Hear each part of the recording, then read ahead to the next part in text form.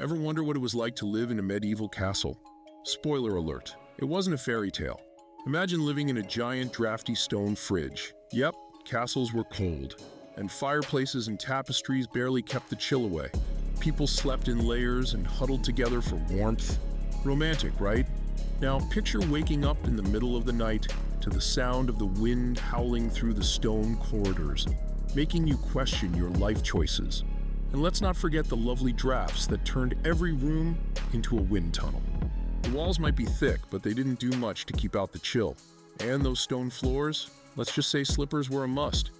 Think medieval feasts were all grand? Think again. Sure, they had big banquets, but everyday meals were rustic. Bread, thick stews, and maybe some meat, often covered in spices to hide the spoilage. Scurvy, anyone? Now, let's break it down. Bread was the staple, but not the fluffy, delicious kind we know today. It was dense, coarse, and could double as a weapon if needed. The stews? They were a potluck of whatever was available. Root vegetables, grains, and occasionally some questionable meat. And when I say questionable, I mean you might need a prayer or two before digging in. Imagine sitting down to dinner and realizing your main course tastes like it's been seasoned with despair. The meat was often so tough you'd think you were chewing on a medieval boot. And let's not even get started on the morning after effects of that questionable meat pie. So much for a balanced diet. Fresh fruits and vegetables? Ha, those were reserved for the lucky few. Most people made do with whatever could be stored for long periods. Hence the love for pickled everything. And the water, best avoided. It was often contaminated, so ale and wine were the beverages of choice, even for breakfast. That's right, breakfast beer wasn't just a hipster trend. It was a medieval necessity. Let's talk medieval castle accommodations. Guests often slept in the Great Hall, on benches or the floor. Privacy? What's that? Even if you got a bed, you'd share it with fleas and lice. Luxurious, huh? Imagine trying to get a good night's sleep while your roommates are busy making a feast out of you. And let's not forget the snoring competition happening around you. And what about the kings and queens? You'd think they had it better, right? Well, sort of. They had their own chambers, but those rooms were often just as drafty and cold. Sure, they had more comfortable beds and a bit more privacy, but they were still at the mercy of medieval plumbing and hygiene. Not exactly the royal treatment you'd expect. Medieval plumbing was primitive. Meet the garderobe.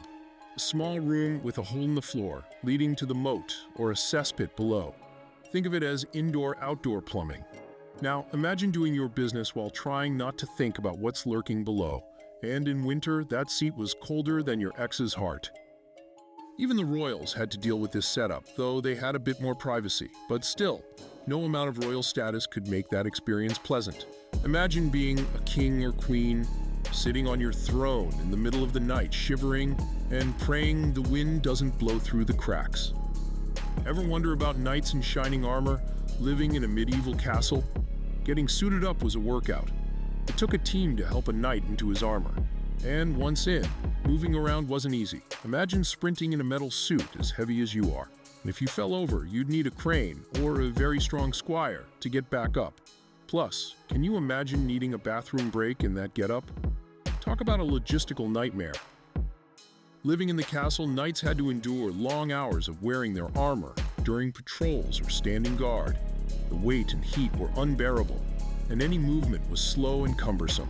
Picture trying to climb stairs or squeeze through narrow doorways in full gear. Not exactly a walk in the park. And after a long day, they couldn't just kick back and relax. They had to clean and maintain their armor, ensuring it was ready for the next day's duties. Ladies of the castle had a tough life.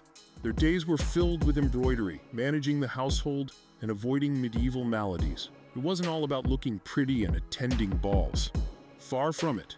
These women were responsible for running the entire household, which included overseeing servants, planning meals, and ensuring everything ran smoothly. This was no small feat, especially considering the size and complexity of a castle.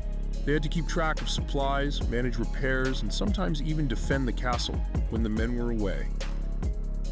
So there you have it. Life in a medieval castle was a far cry from the fairy tales. It was cold, uncomfortable, and filled with hardships that would have us all running for the nearest exit. Thanks for joining us on this eye-opening tour of medieval castle life. Don't forget to like, subscribe, and hit that bell icon so you never miss out on the next episode of You Can't Handle the Facts.